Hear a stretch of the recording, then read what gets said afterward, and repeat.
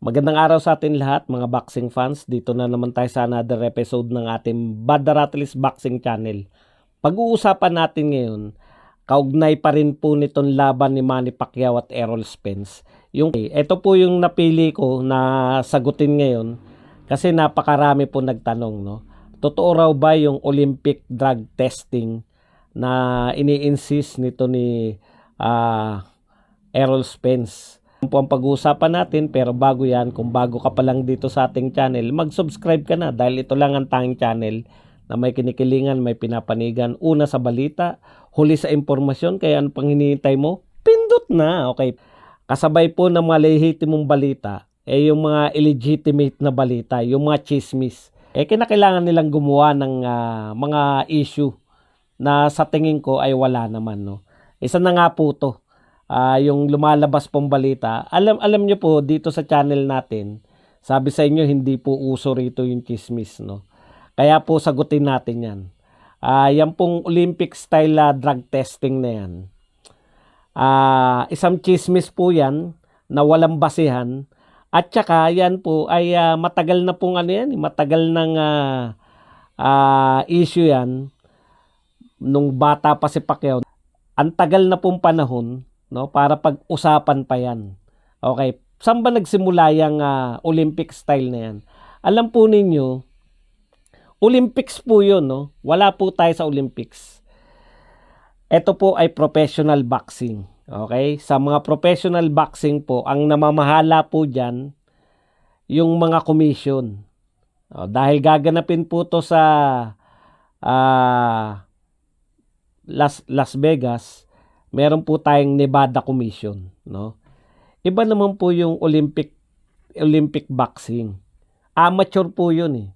Dati, no? Ngayon pwede na po yung professional din sa Olympics. Okay. Magkaiba po mga rules 'yan, no? Ililinaw lang po natin. Magkakaiba pong rules 'yan. Iba po yung pinatutupad sa Olympics, iba rin po yung pinatutupad sa professional boxing. Naghanap po ako no? Kung saan galing yung balita na yan. Dalawa lang po yung nakita ko, no? Parehong vlogger lang. Wala po sa mga mapagkakatiwalaang site. Ibig sabihin, ka-announce lang po nito no? Tapos sasabihin nyo, nag-i-insist si Errol Spence ng ganyan. Okay. Ano po ang katotohanan sa mga ganitong issue? Sa mga ganitong issue po, meron tayong tinatawag sa malalaking laban, meron po tayong tinatawag na A-side at B-side. Alam na po natin na dito sa labanang Pacquiao versus Spence, ang A-side po rito yung ating pambansang kamao. So ibig sabihin, sa negotiation, si Manny Pacquiao po o yung masusunod, no? Hindi po si Errol Spence. Malinaw po 'yan. Mula po sa mga gloves, kung saan po makaka-advantage si Manny Pacquiao, yun po, gagawin niya po yun. Hindi po pwede nang magdi-demand sa isang negotiation ay si Errol Spence kasi B-side siya. So karaniwan ng B-side, sumusunod lang po yan, no? Siguro humihirit ng konti, pero ang nasusunod talaga yung A-side kasi gusto mong makalaban si Manny Pacquiao eh. So, kung ano po ang gusto ni Manny Pacquiao, as good po yun, no? Pwedeng mapababa lang ng konti o kung ano pa man. Ayan. Kuwari sa hatian, 60-40. Okay. Pwedeng humirit yung kampo ni Errol Spence ng 55-45. O kaya, pwede rin naman na may instances na pangyari. Halimbawa, nung panahon ni Pacquiao at Hatton, ini-insist ni Pacquiao, no, na dapat lamang siya sa hatian. Sabi ni Bob Arum, 50-50. Kasi si Hatton, bakit po 50-50 kay Hatton? Kasi si Hatton magdadala siya ng mga fans galing sa UK. Alam naman natin sa Las Vegas, pag may mga dala ka ng fans galing sa UK, si Pacquiao naman may dalang fans galing sa Pilipinas, kikita po yung buong Las Vegas. Okay. Kaya ang negosasyon niya kay Hatton, si Bob Arum, 50-50. Ayaw pumayag ni Manny Pacquiao. Para lang matupad na lamang si Manny Pacquiao kay Ricky Hatton, sa bulsa na mismo ni Bob Arum nagmula yung 5%. So, ang nangyari po dun, 55-50. Okay? So, lagi pong may A-side yan, no? Saan po nagmumula tong Olympic style? Mga Amerikano po to na hindi maka-get over na si Manny Pacquiao sa edad na 42 anyos ay kinakalaban yung isa sa pinaka pound for pound best ng mundo ng boxing sa kasalukuyan. Number 1 sa welterweight division, two belt champion sa katauhan ni Errol Spence. Hindi po yan kayang tanggapin ng mga Amerikano, no? Na yung kanilang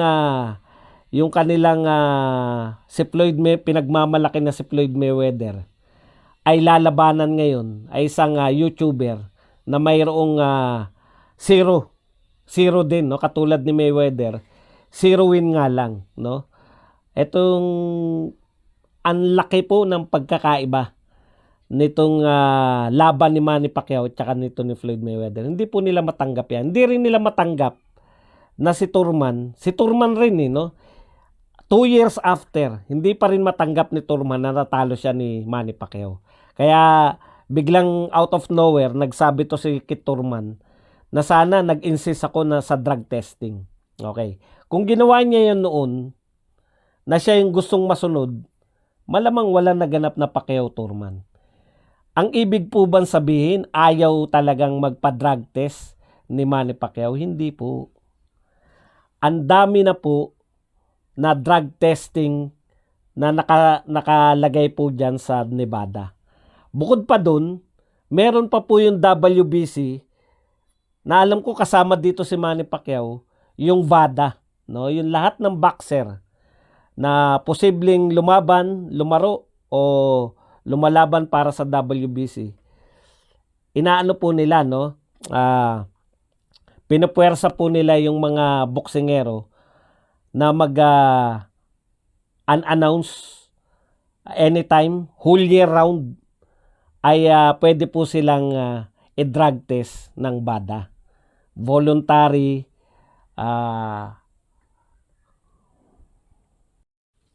okay, alam ko si Manny Pacquiao ay miyembro po ng Voluntary Anti-Doping Agency o BADA. Kaya po siya whole year round, kahit na anong panahon, kahit na siya nasa Senate, pupunta po yung mga taga-BADA, pupunta po yung mga nagtetest para i-drug test po siya. Wala pong usapin ng drug testing, no? Yan yung problema rito sa mga Amerikano. Noon pa, ini-insist nila yan. Hindi kasi nila matanggap na si Manny Pacquiao ay freak of nature, no? Kaya lagi nilang ini-insist, lagi nilang ini-insinuate na kaya nananalo si Manny Pacquiao mula sa pinakamababa niyang antas, no? Division hanggang sa welterweight dahil nga po sa nag-peped using. Pero napatunayan na po yan, wala pong naging kaso kahit minsan. Alam po ba ninyo na pagkatapos po every after fight, no? Yan pong Nevada ay ano po sila, obligado po yung Nevada Commission na before, after o kung ano pa man, nagda-drug testing po sila, no? So hindi po usapin yan, no? Lagi yan binabalik-balik po yan para i-accuse si Manny Pacquiao na hindi naman talaga super yan, super champion, o hindi naman talaga siya pound for pound na napakahusay o GOAT dahil siya ay ped user. Sa totoo lang po, wala pa po ni isang instance na si Manny Pacquiao ay naakusahan o napatunayan na gumamit ng performance enhancement drugs. Okay. Paano siya nakaakyat, 'di ba? Ang sasabihin naman nila, ganun ba? Napaka-imposible nun. Nung mga nasa mababang division siya. Okay lang na maging knockout artist siya, pero hanggang 147, knockout artist pa rin siya. Kung papanoorin nyo po yung mga laban ni Pacquiao, kukumpara nyo yung nasa lower class siya, meron pa po siyang one punch siya, di ba? Yung kay Hato na lang, tsaka kay Pacquiao, 140. O, sa 140 division, light welterweight. Meron pa po siyang mga one punch, one power punch na pwedeng magpatulog sa kalaban. Lalo na sa 135, 'di ba? Sa lightweight, lalo na sa featherweight. Diyan po siya yung talagang bubugbugin niya yung kalaban eh.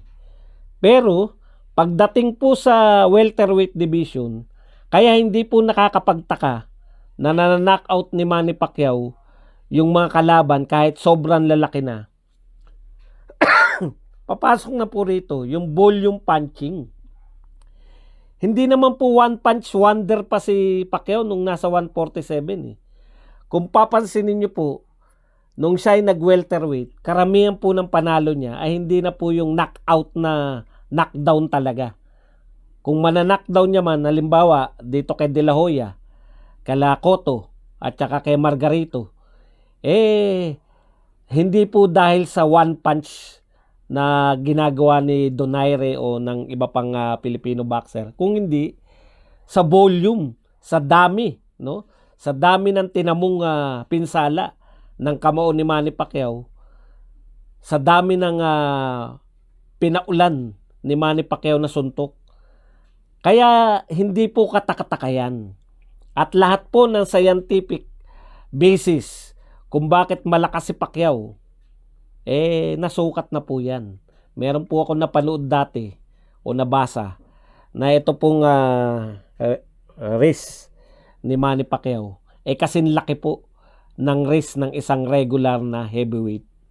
Kaya may malaki talagang posibilidad na si Manny Pacquiao ay isang freak of nature. Kung tutusin, pagpalagay na natin, no, na lagi nilang ini-insist na peg user si Pacquiao kaya siya nananalo. May kapatid si Pacquiao na boxer eh. Di ba? Kung peg using lang ang pag-uusapan, bakit si Bobby Pacquiao hindi naging world champion? Yan lang po ang ating kasagutan dito po sa Umaalingas-ngas. Meron pong drug testing. Hindi po totoo na walang drug testing sa Nevada. Imposible po yan. Wala pong paboxing sa Las Vegas na walang drug testing. Lahat po yan. Isa po ang Nevada Commission sa pinakamahigpit pagdating po sa drug testing dito sa boxing natin. No? Dahil alam nyo naman, yan po ang capital ng boxing, world capital ng boxing, yung Las Vegas, Nevada. Kaya makaasa po kayo na susunod po si Manny Pacquiao. Hindi po kinakailangan niya hindi po kinakailangan i-insist pa yan ni Errol Spence. Yung sinasabi po ni Floyd Mayweather noon at binabalik-balik nila na kaya daw hindi natuloy yung laban ni Pacquiao tsaka ni Mayweather nung unang sila ay pinagsasabong, dahil tumanggi raw si Manny Pacquiao. Iba pong usapin yun.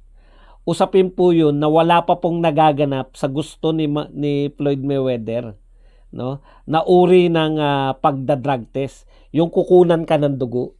Wala pa po nun eh. Si Floyd Mayweather lang po nagpapauso nun. At pinauso yan ni Floyd Mayweather hindi po sa mga naunang laban niya, kung hindi sa negosasyon lang kay Manny Pacquiao. Bakit niya pinauso yan? Naghanap siya ng way out para hindi matuloy yung laban nila ni Manny Pacquiao. Yan lang po ang katotohanan yan. At nung tumanggi si Pacquiao, bakit tatanggi si Pacquiao? A-side sila pareho eh. Napagkasunduan po yun sa unang negotiation, wala pong A-side at B-side. Pareho sila on equal footing. Nung unang nag-negotiate. Kaya bakit mo i-insist sa kapareho mong A-side? 'Di ba? Bakit mo tuturuan na ako masusunod dito sa tagpo na to? Biruin nyo, pati yung first, split sila, 50-50. Lahat po, napagkasunduan. May pinasok pa to si Floyd Mayweather. Yan nga po, no, yung Olympic style, wala naman kayo sa Olympics.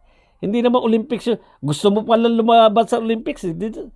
Sa Olympics ka lumaban. Yun po yun eh. Yun po yung pagkakaiba nun. Dahil dyan, inakusahan ng pamilyang Mayweather na producer si Manny Pacquiao, idinimanda ni Manny Pacquiao yung pamilya Mayweather at nagkaroon sila ng settlement, out of court settlement.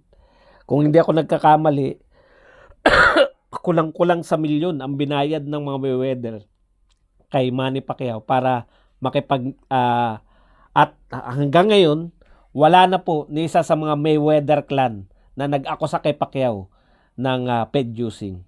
Yung ito pong mga reporter na itong mga vlogger na hanggang ngayon nag-i-insist na producer si Manny Pacquiao, yan po yung mga gustong kumita, pagkitaan yung vlog nila.